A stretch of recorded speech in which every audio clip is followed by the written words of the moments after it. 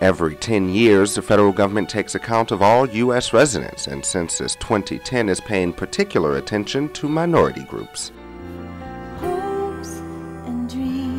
Targeted public service announcements, translated into more than 13 languages, are meant to encourage participation from those consistently underrepresented in the national count. One political leader believes the black community particularly stands to benefit. A lot of people talk about, President Obama's not making obvious moves toward improving the black community. This is actually one.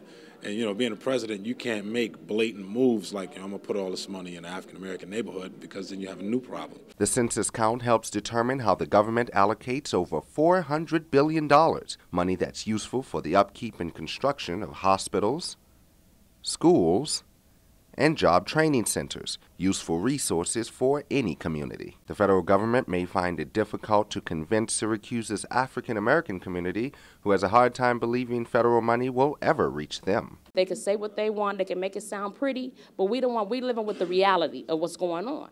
While y'all sitting back eating steak, we eating oodles and noodles. To appeal to some in the African-American community, the Census Bureau will have to overcome a mistrust of the government. And it becomes twice as difficult when appealing to the Latino community, where there exists not only a mistrust but a fear of the government, particularly for those who are undocumented. So when a situation of this caliber, like the Census 2010, with this huge campaign that is going on all about the country, and the involvement of the media and the intervention with the local community, where we are literally having officers, agents knocking at the door, that's a panic button for them. To alleviate that panic, the Census Bureau has partnered with civic leaders to hold town halls and answer questions of concern, such as whether or not the government prosecutes undocumented residents. The census does not disclose any of that information to any other government agencies, for example, the IRS, the INS.